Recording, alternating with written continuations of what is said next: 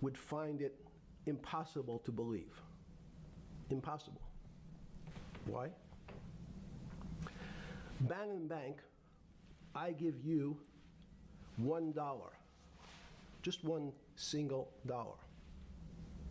In our system of banking, I would say, okay, Steve, I gave you $1. How much could you lend out to your friends? And your natural reaction would be probably something less than $1 because I want to keep something in my pocket. The way our system works is if you as a bank are holding my dollar, you can lend out an additional $8 or $9. No, it's impossible. I only have $1, Jeffrey. We have something called fractionalized reserves, which is if you have 1, you can lend out 9. That's the way our system works. And so not only do world leaders not understand banking, but the man on the street, my father who worked in the park department, it would be beyond his imagination that people could lend out more money than they actually had in their pocket. Vamos a comenzar ahí. Los bancos, es lo que quiero decir, que los bancos, que tú le llevas $1 y ellos pueden prestar de tu dólar $8 a $9. A mucha gente no lo entendería, mucha gente no lo comprende y como que para ellos su dinero está ahí y como que ellos están seguros de que el banco lo tiene ahí, como que como ellos ven los números en la pantalla, ellos creen que están ahí, pero no. Tú le llevas, por ejemplo, como él lo dijo, tú le llevas $1 y ellos pueden prestar 8 o 9 veces la cantidad. So, si le llevaste $9,000, calcula 8 o 9 veces la misma cantidad que ellos pueden prestar. Entonces, antes que sigamos avanzando, si todos decidiéramos salir a como que al mismo tiempo a sacar el dinero de los bancos, todo se fuera a la mierda. So, como que tiene sentido. Nadie lo hace, nadie lo piensa, como que nadie lo va a hacer, pero si lo hacen todito al mismo tiempo, como que van al banco, millones de gente a retirar su dinero, 99% probable de que el banco colapse. So, Next question. But how did this, in understanding that, when you get on something like the Trilateral Commission, you're on the board at Rockefeller, which is the most advanced research. You get brought into the Trilateral, which is the elite of the elite. How, since you're only at that time 30-something years old. 8 years from teaching at Dalton, 20 right? something, You're 20 Dalton, años. 10 years teaching at Dalton. Yes. 20 años. Walk más us o through, menos. I mean, put us in the room. Walk me through exactly what it felt like. What it felt like being on the board at Rockefeller. You got these Nobel laureates, and you're sitting there making decisions, and you start to meet these people at Rockefeller. Now you start to meet these people at the Trilateral Commission. What did it feel like? It's a great question. So what did it feel That's like? what I'm in the business of asking. Yeah. What did it feel like meeting some of these people like Kissinger or Rockefeller? And those are two extraordinary people. But in general, I think the question, the people on Wall Street, I tell the story, the first day, one of the first days when I was in Wall Street, someone said to me, would you like to buy ATV? And I was looking in the brochure and I couldn't figure out what stock had a symbol of ATV. And when I finally said, well, I can't find it, and they said, what's the matter with you? Do you want to buy ATV? Which is, he was selling hot televisions, stolen televisions from the floor of the American Stock Exchange, referred to in common. Para que ustedes vean cómo piensan esa gente, mira, un tipo le estaba diciendo, te voy a vender un televisor. Bueno, él lo dijo en inglés, I'm gonna sell you a TV. Entonces, como que en su mente, él estaba buscando qué acción se llamaba ATV. Entonces, como que tú sabes, para comprar la acción, porque él le está diciendo, tú quieres comprarme esto. Y como que él estaba buscándola, porque para que tú veas cómo ellos piensan, como que ellos no piensan en este mundo físico mayormente, como para hacer dinero. Policies, the televisions fell off the truck.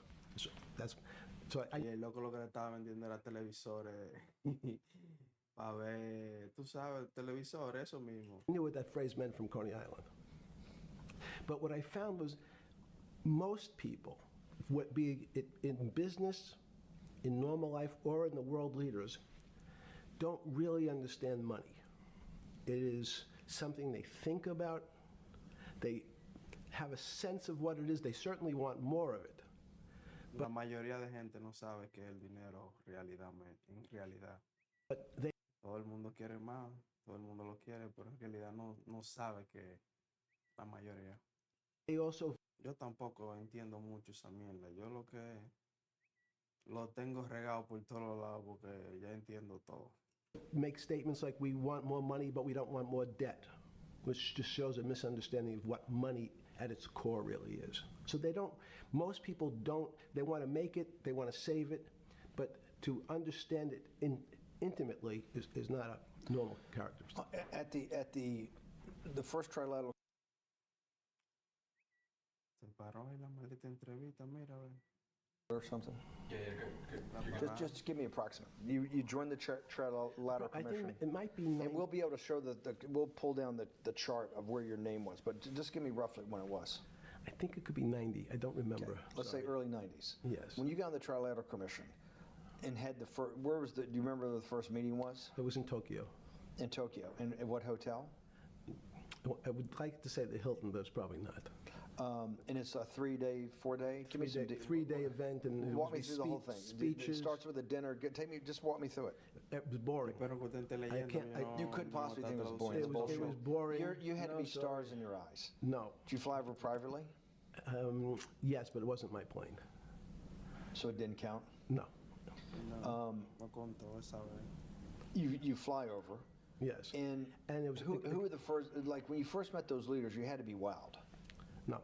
You're 10 years out of Coney Island. No, I'm not wowed by people of position. I'm wowed by people of great ideas. Él no lo conocen, él no lo conoce a gente de posición, sino gente de brillantes ideas. And I don't care if it's the bus driver. I don't care if it's the student I had who has teeth coming out in Well, every these guys direction. have to have great ideas. They're the leaders of the 3 great continents of the world: North America, Europe, and Japan.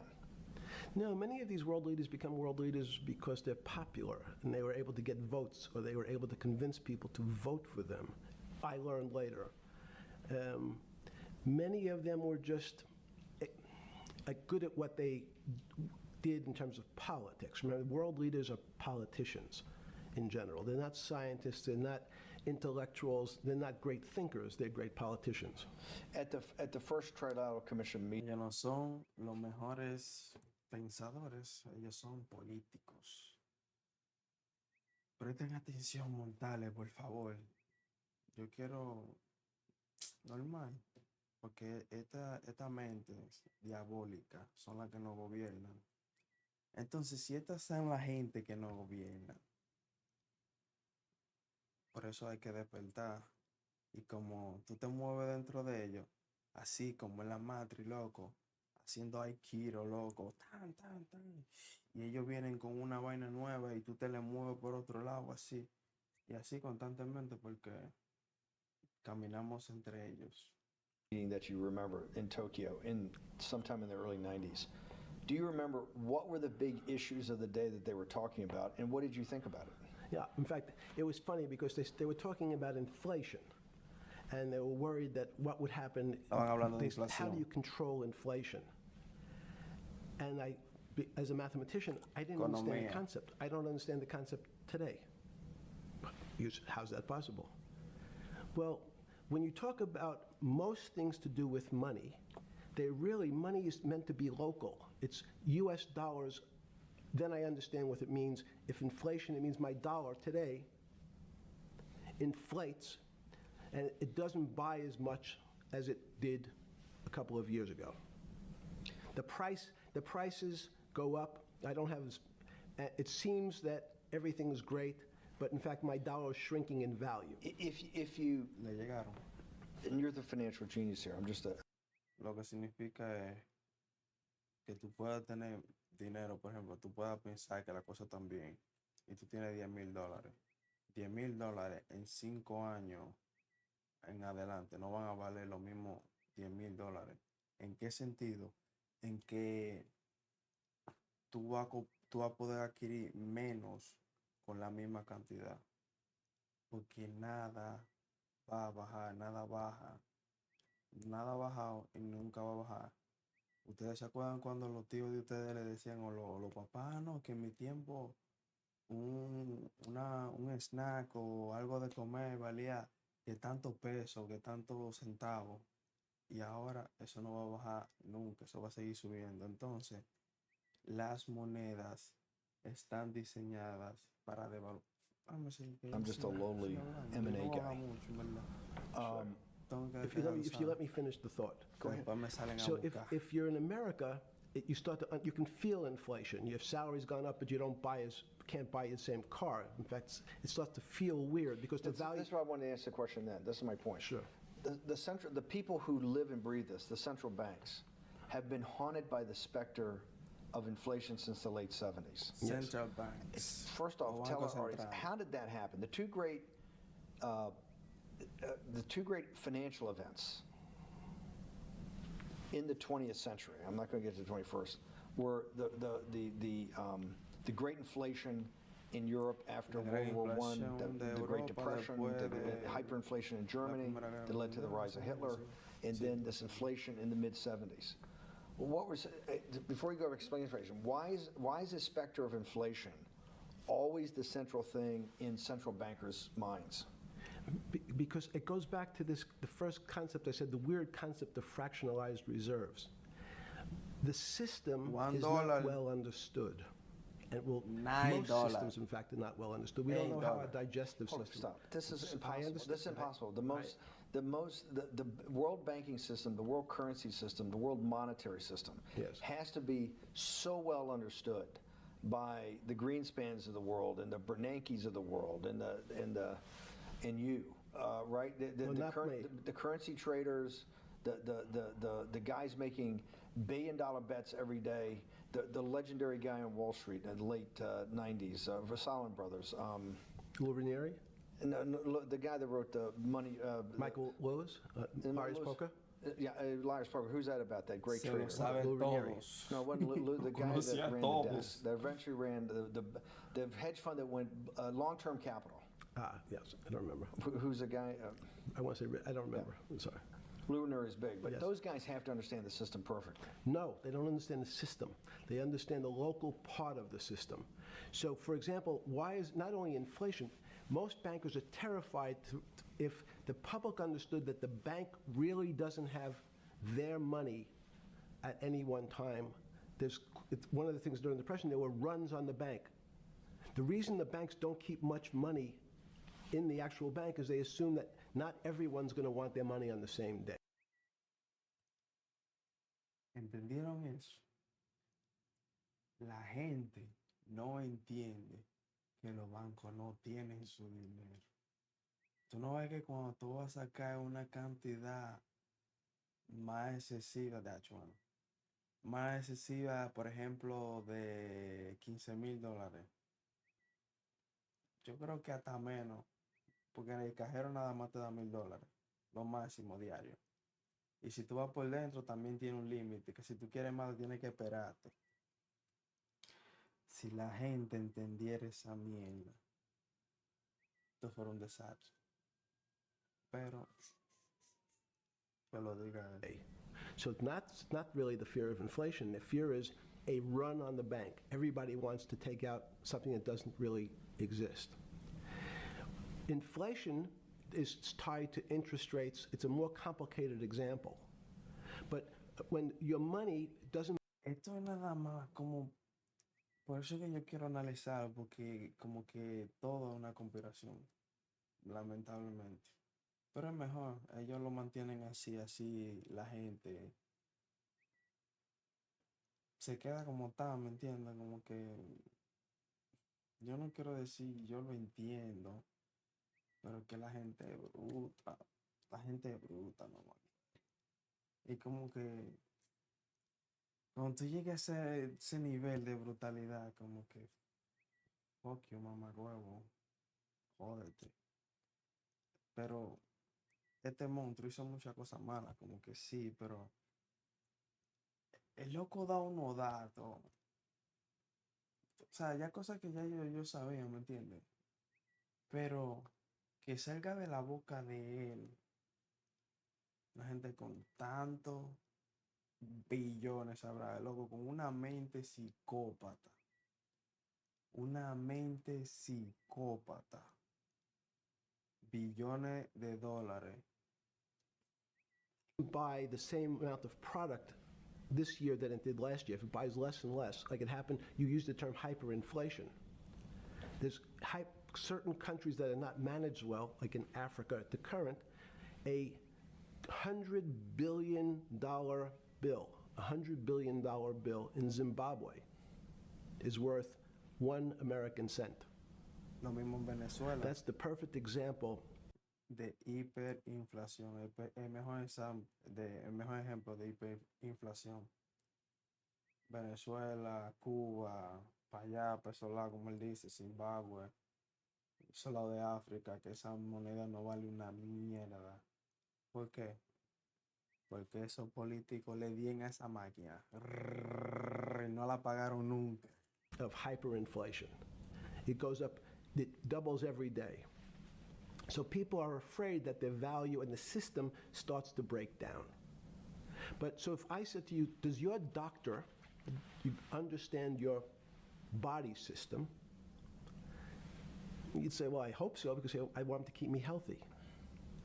But you could have a kidney infection, you could have a heart attack, you could have a broken knee. There's lots of pieces of this system. And in fact, when you ask the question, very few doctors understand your entire body. There's a specialist for your knee, there's a specialist for your polynoidal cyst, there's a specialist for your head, and now we have specialists in different areas. No hay un solo doctor. Bueno, hay pocos doctores que puedan, tú sabes, como que puedan curar este cuerpo entero. Está hablando del cuerpo humano. Él se refiere al sistema, al sistema monetario, no como la gente lo ve, sino como si fuera un cuerpo humano. Porque tiene muchos pedacitos que uno no entiende en totalidad, porque tú puedes entender, como él dice, del cerebro, o como lo está diciendo, hay un especialista para el corazón, hay un especialista para los riñones, un especialista para los pulmones, como que cada parte del cuerpo tiene su especialista. Y es lo mismo con el sistema monetario, todo también, todo este sistema. So and I'm going to get to your first question about Santa Fe Institute. The world economy and your body are both comprised of little systems interacting with each other and making one big system. This is what's stunning for all the little guys out there, the populist movement, the little guys that haven't had a pay raise in 30 years. They think that these elites, you know, have everything. They're the guys in the room making the decisions, the party of Davos guys. You're sitting there, and you don't think many people today really understand the complexity and really all the moving pieces and how they interconnect to the world's financial system. No, not only don't they understand the complexity, and that goes back to Santa Fe Institute was an attempt of trying to see if there was a way to mathematize, formularize, or algorithmically understand what the term complexity means. That goes back to the original question. Complex systems are complex by definition. But there's not necessarily, it's not one level of complexity. As we might say, well, los sistemas complejos son complejos por la definición, o sea, por el nombre. Solamente llamarle complejo ya es complejo. Como que our fingers are complex, the movements, the muscles of our hands, but it's not as complex as the blood system. Now I have a circulatory system. I have systems on top of systems, so that there's no one group of or person that really understands the way the body works. There's no one group that understands the way the financial systems work. You might understand U.S. bond market. Now, you've asked about the trade of long-term capital. That was a bond fund very small part of this very complex system. So the goal of the Santa Fe Institute was to see, is there a Y el loco era un todólogo del cuerpo humano. ¿Sí me entiende? El loco conocía todos los detalles por toda la esquina, cómo era la vaina. El loco se sabía todo. Porque el loco, psicópata, demente. Entonces, ese desgraciado está vivo porque ese desgraciado sabe demasiado. Y escuche, sigan way escuchando. to get in, somehow understand how complex systems interact? Fast forward, Steve, to today, where Google and these other engine companies, the other tech companies, are trying to build artificial intelligence. The strangest thing that they found, Escuchen one of the esto strangest things, is that the systems that they design, this artificial. artificial intelligence, which a lot of people have heard about, is they design a bunch of systems. They're called neural nets. The term simply taken out of brain work, neurons in the brain. Nets because they actually look like a net. They put in some inputs. The computers work, spit out an answer. Sounds normal to you. It's because you're thinking about that calculator you had in 1976 on your desk. When you ask the person who designed the system, how did it come to that answer? How did your neural net, can you show me the calculations? They say, no, we don't know. We don't know how the thing we designed actually came up with that answer. That's pretty strange. They take the same neural net now and they put it in front of a Finale video los game. tiempos, compadre. No learning, nothing. They said, to the computer, they say, sit in front of your video game and learn how to play. It seems the computer learns better than any human in history, faster than any human in history, beats any human in history, but when you ask the designer how did it do it, no one knows. It just did it. Nadie tiene la It's just the respuesta. first little touch of things that we already have gotten to a place where we don't understand it and we built it. On Así de- Sunday Óyeme, afternoon, así de complejo era la vuelta. Y él era el mallite. Ya tú viste, yo no sé si tú lograste entender. Tú viste lo complicado y redactado y todo lo que te puso de ejemplo. Ellos no saben cómo explicarte cómo funciona, pero ellos lo hicieron. Manito, y tanto jodido. 98%, 99%, porque nada más un top 1 y top 0.1. Y esta gente son top 0.0000000. Todos los billones del mundo. La gente no entiende lo jodida que está. September 14th, 2008, where were you? Septiembre del 2008, cuando todo se fue a la mierda. Yo era un chamaquito, yo no entendía nada. Mi mamá me decía la cosa tan mala, que el gobierno, que los precios, pero era todo desde aquí. Porque yo en ese tiempo, 2008, yo estaba en República Dominicana. Se puso mala la cosa, un desastre, pero no entendían por qué. Nadie sabía que el gobierno que estaba haciendo locura. Crisis, la potencia más grande del mundo. Sorry, It was the night they put Lehman Brothers in bankruptcy in London. I was in jail.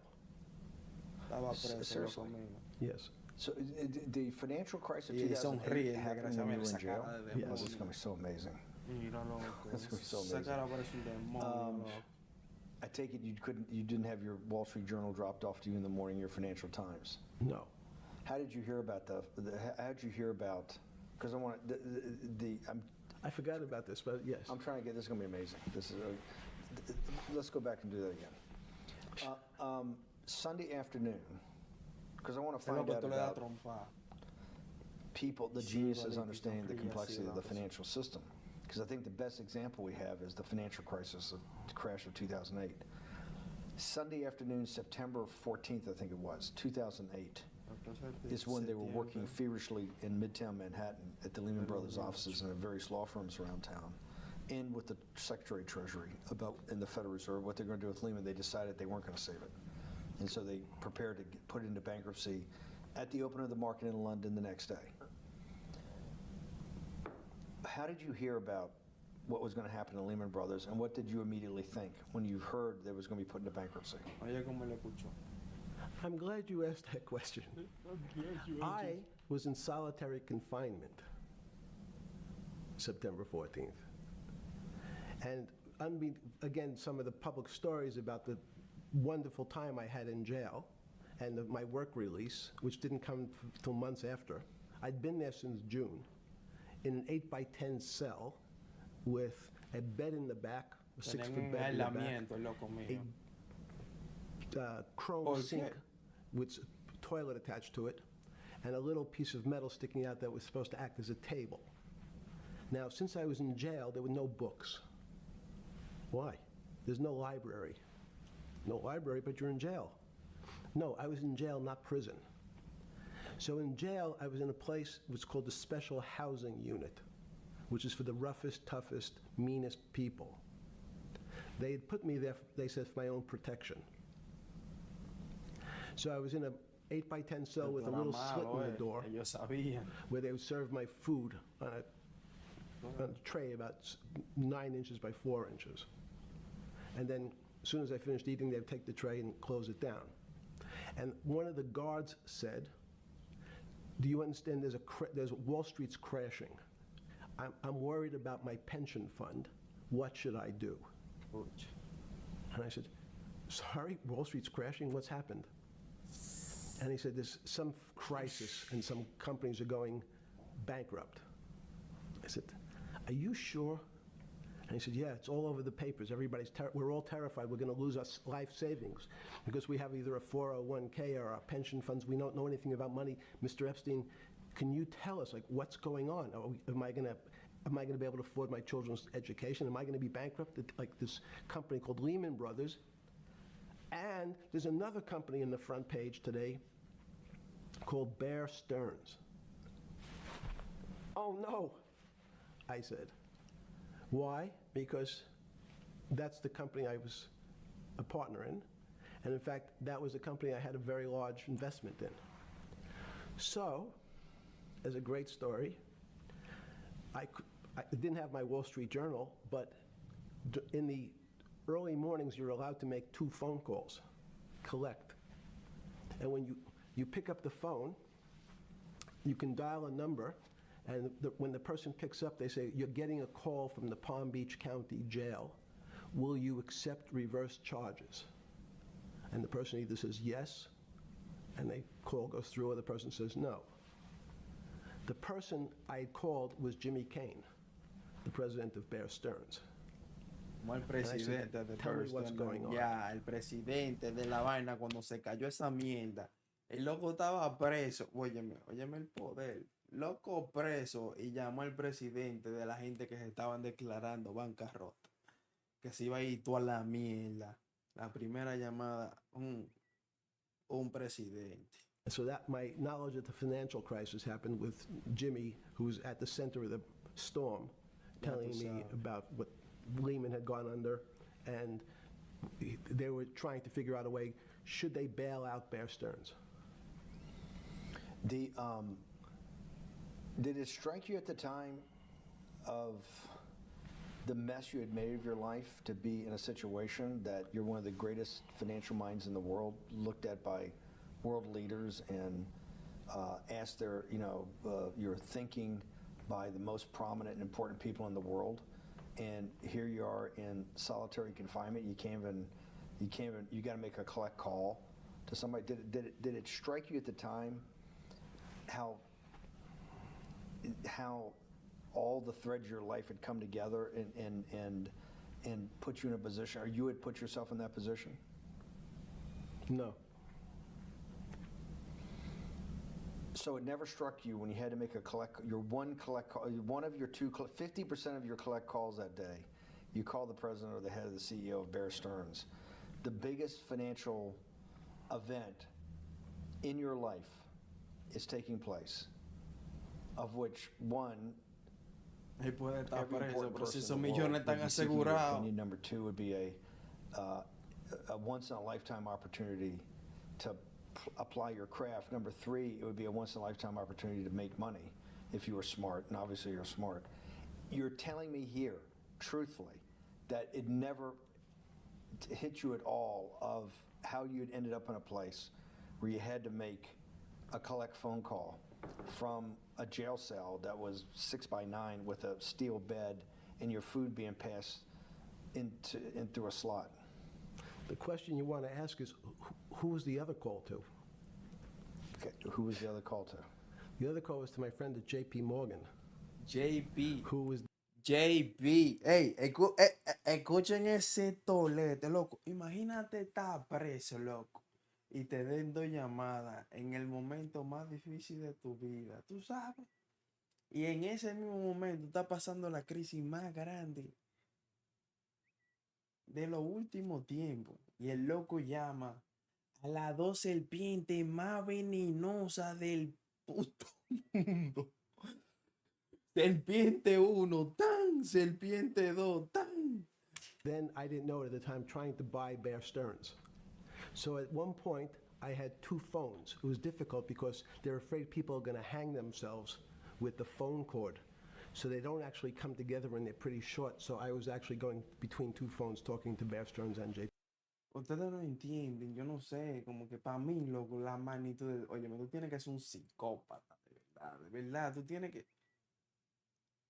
que tú te preso y tú te sepas de memoria los números de esos dos toletes. Tú estás preso porque tú quieres. Él estaba preso porque quería una vacación y estaba dándose. JP Morgan at the same time. So I found it amusing. And it never struck you about how to end up in a situation like this?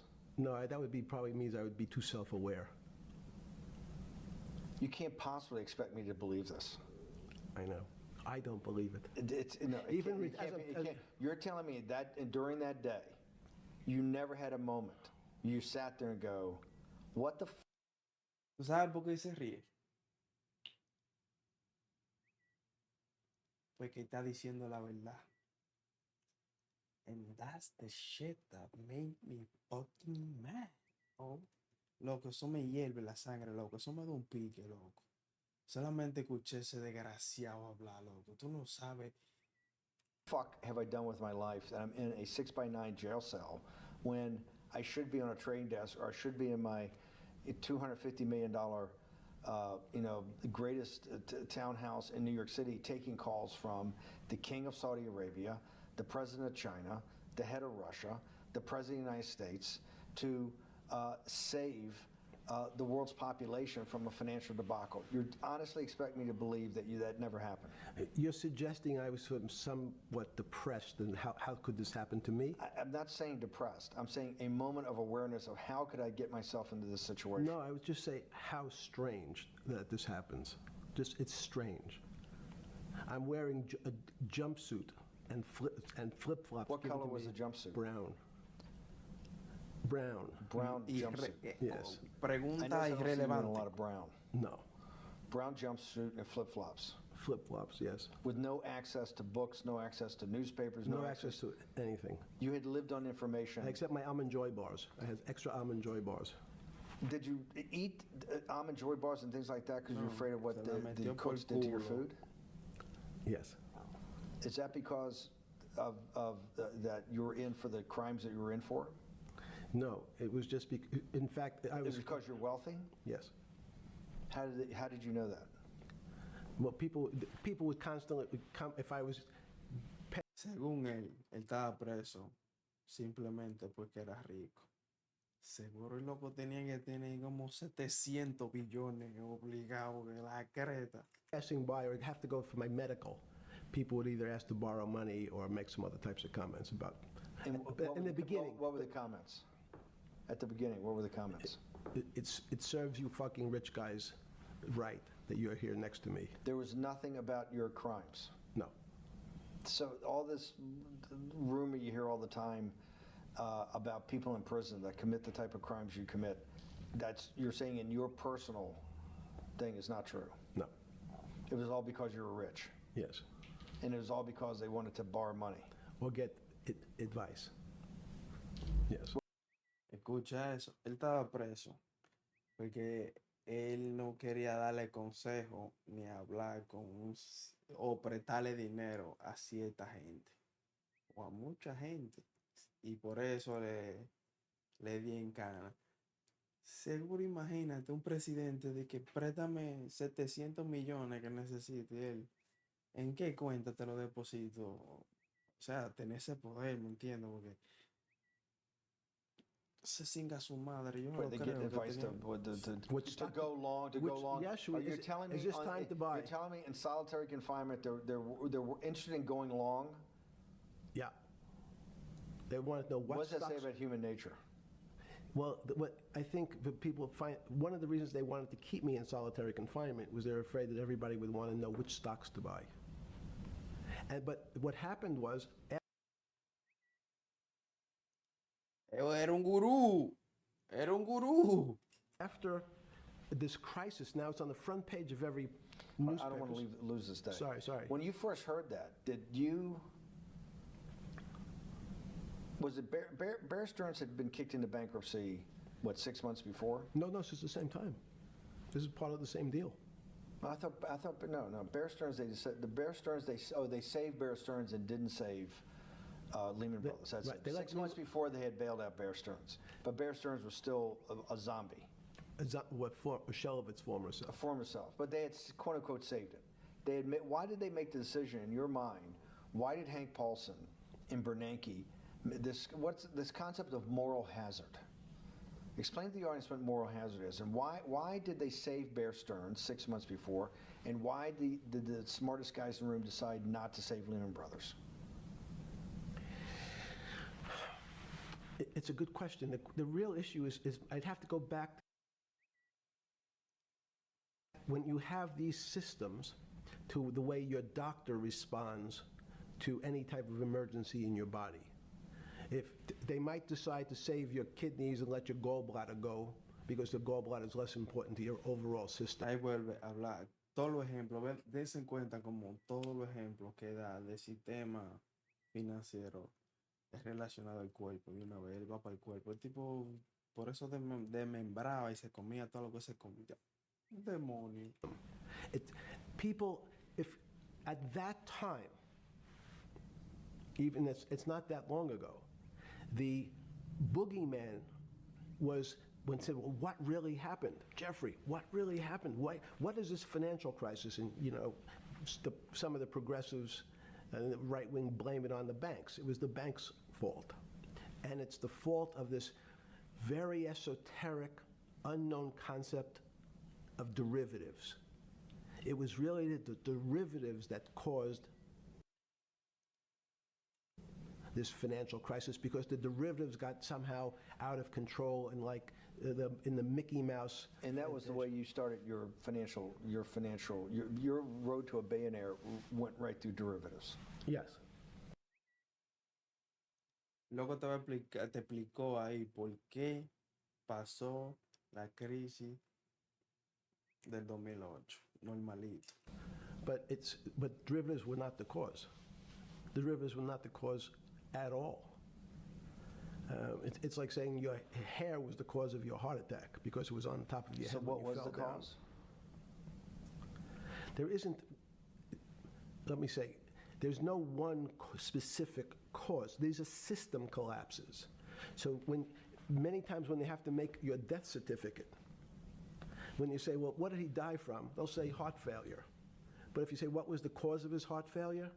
Well, he had low blood pressure, his sugar was high, he was diabetic, he had all these other problems. But you say, no, we need a word on your death certificate. Did he die from brain damage? Did he die from heart failure? And that's the financial crisis. Many people said, well, what caused it? They wrote, like on its death certificate, derivatives. But derivatives were not a fundamental, derivatives are not a fundamental cause of anything. Was it Sunday or Monday? I take it was Monday morning when you made your two collect calls and you're talking to Bear Stearns on one hand and Morgan Stanley on the other. JP Morgan. JP Morgan. That was Monday morning. Did you, Jeffrey, being one of the financial geniuses in the world, did you understand what Lehman Brothers going into bankruptcy, the domino effect, that by Thursday the financial system would be under such extremis that if it didn't have $1 trillion cash infusion in the United States, it might collapse? Did you know that at the time? Did you view that at the time? Yes. You did? Yeah. Why? Again, I don't want to bore you or the audience with the idea of it's a medical procedure, but you had system failures. So you'd recognize that if I said to you, did you realize when your father was on the ground and he was clutching his chest and he couldn't breathe, it was a bad situation, he could die. That's how I saw it. Did you immediately think about the commercial paper market? I mean, the mechanical triggers that actually you had to blow through these circuit boards. Did you know the circuits? Did you understand the circuits? Or did you have a concept of the circuits that were going to get blown through? Yes, but only because of an analogy to a body. And in fact, from my telephones against the wall with my little metal wires, because the next day I talked to another person in Washington about the issues of what I thought was happening, and I made the same discussion about the... They were at the Treasury Department? Yes. So in a 6x9 cell in... The phones were outside the cell. In Palm Beach County, California? West Palm Beach, Florida. West Palm Beach, Florida. That's what your juice diet. West Palm Beach, Florida. West Palm Beach, Florida. West Palm Beach, Florida. ¿Por qué habla tanto de la muerte? You're making a call to Washington, D.C. to talk to some deputy Secretary of Treasury. Someone in Treasury. Right, someone in Treasury. Right. And that does not, the night before you go to bed, it doesn't dawn on you at all. You never have a moment of self-reflection that, how did I end up on this metal cot when I should be at the center of things? No, I had a telephone, so I said, I can talk to, it makes no difference where I am, in fact. I'm still talking to the same person if I was at my home in Palm Beach. But I'm here in jail. Home in Palm Beach. I can dial my own phone. That's bullshit. No, but you can also make 1,000 phone calls. Here you got to make one, and he's got to take. Think how much better that was. I had to decide who was the right person to call. That was unusual for me, because I would have called 20 people. And before. What was the advice you gave? I said, you have a sick patient, and it's very much like a sick patient in the emergency room. You can't think about it like your car. People in normal walks of life think about money and things as a machine. And unfortunately, so if your car breaks, cars are always easy to fix. My jets, my cars, if it breaks, I know it can be fixed because it simply follows the same pattern. If this part breaks, you replace the part and the thing works again. People and the financial system are not machines. They can't be fixed the same way. You can't simply take out put some more juice into the commercial paper market, and that's like replacing the carburetor on the car. It's much more, I have a patient who can't breathe, has a stomach problem, can't see, looks bleeding at the same time. What do I do first? I have to think about it as a system. Where's the most logical place? What's the most dangerous place? If your heart stopped, we have to start your heart again. In the equivalent to the money market, why do I have to start your heart again? I need to get your blood flowing. If your blood stops, you're dead. If liquidity, which is the equivalent of blood in the financial system, dries up. Once liquidity is basically cash, putting cash into the system. Forget about what it is. Okay. Liquidity is liquidity. It allows the system, it's the blood of the system. You need to pump blood hard into the body of the economy to keep it flowing.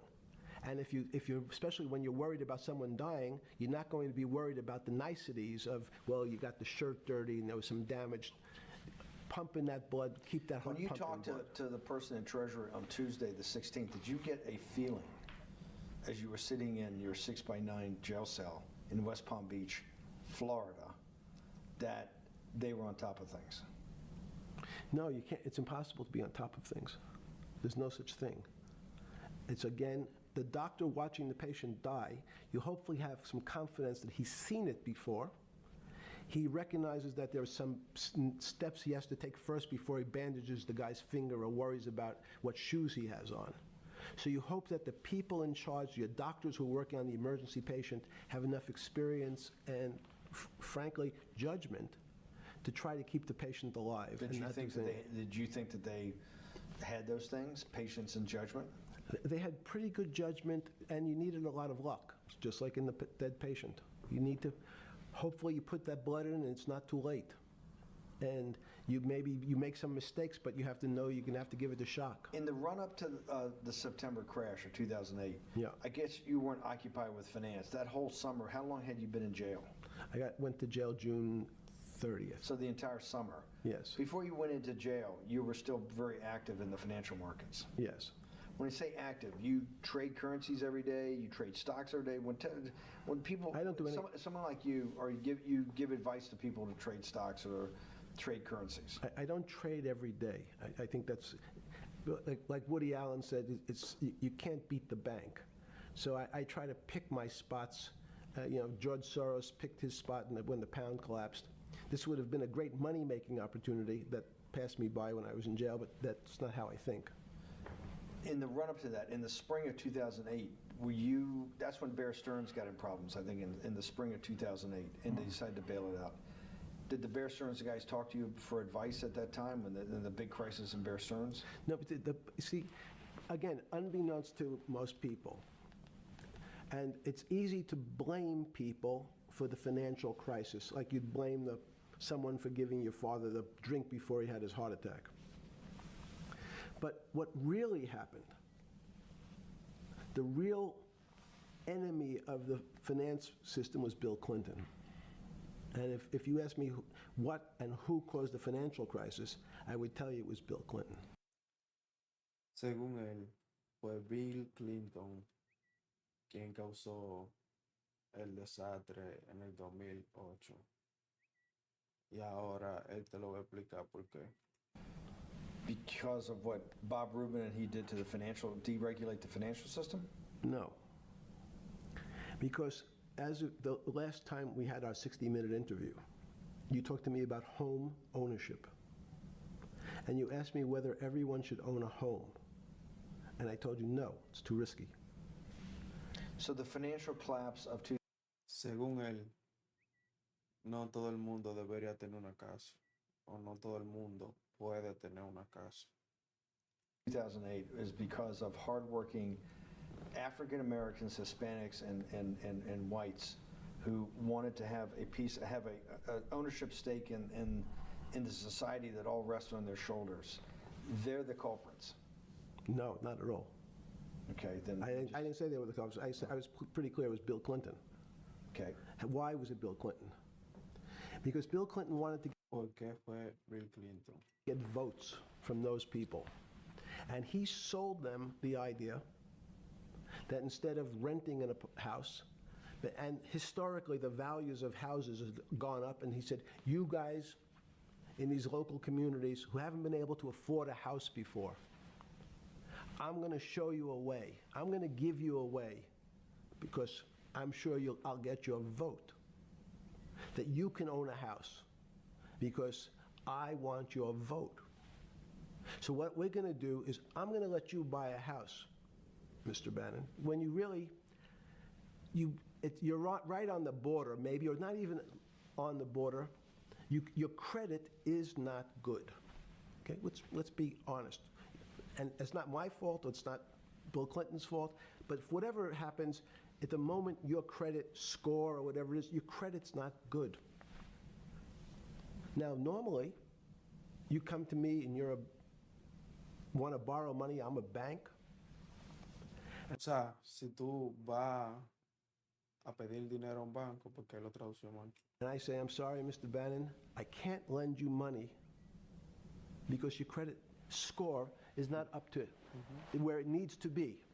Hopefully, if you work harder and clean up some of your problems, it will be.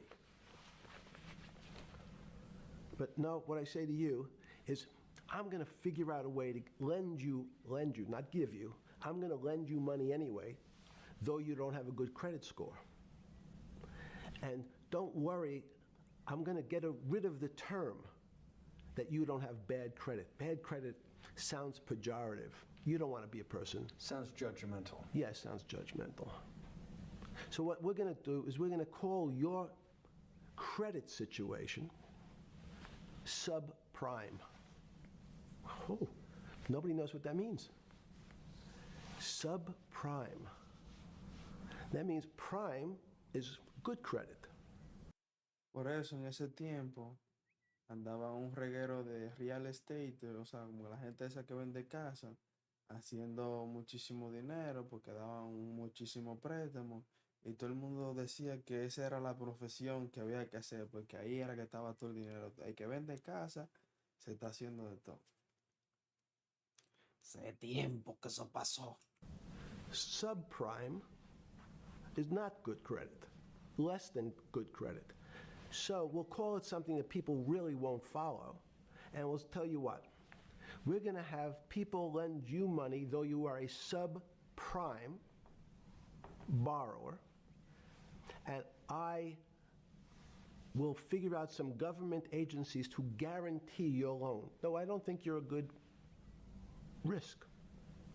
So the banks say, no, no, no, we don't want, initially, the bank said, sorry, this is too risky, Mr. President, for us.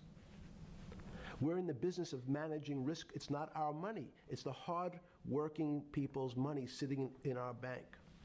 We can't lend to people whose credit is not prime. You're asking us to lend to people who are subprime. And he says, here's the key, if you don't, Mr. Bannon, I'm going to make sure the Justice Department charges you with discriminatory lending because you refuse to lend to my subprimers.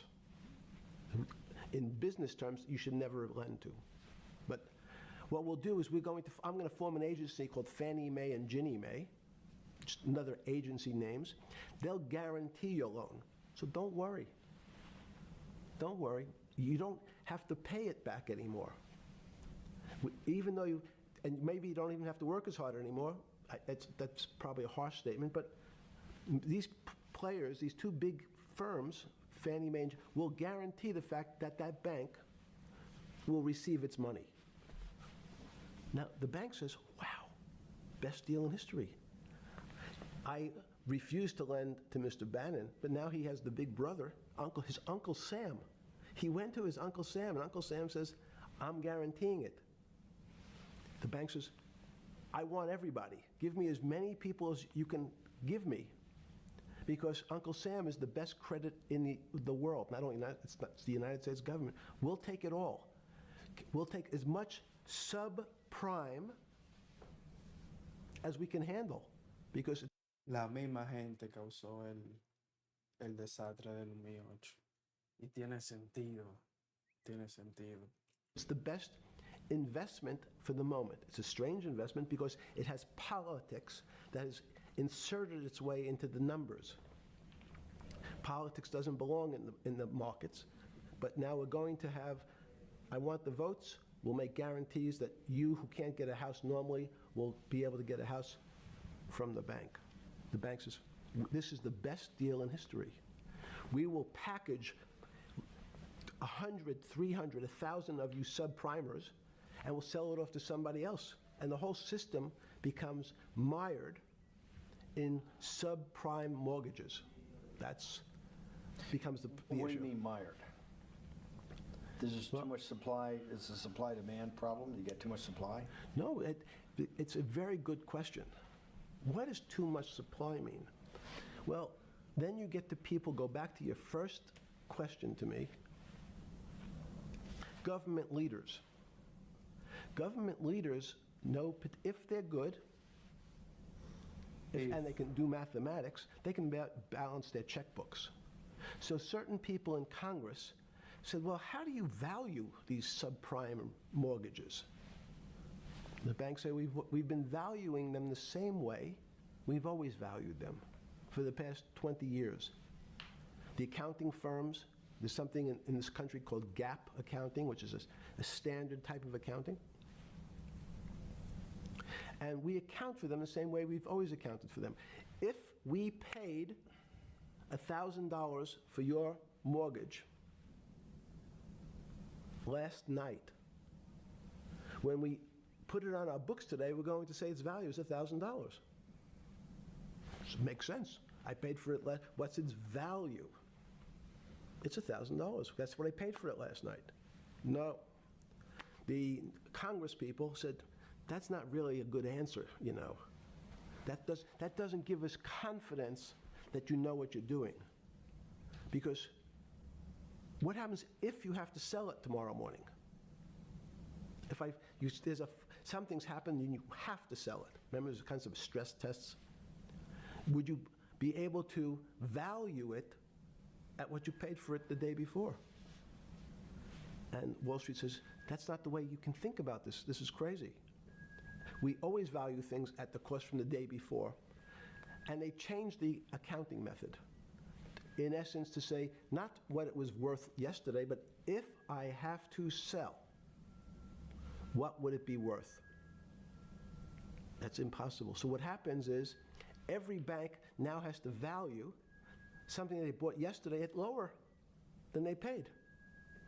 Never before in 20 years did they have to do this. So something they bought at 1,000, on their books was 1,000, is now 990. That starts to, you asked the question about what did I start to think about. Something's 1,000 and 990, this person now has to value it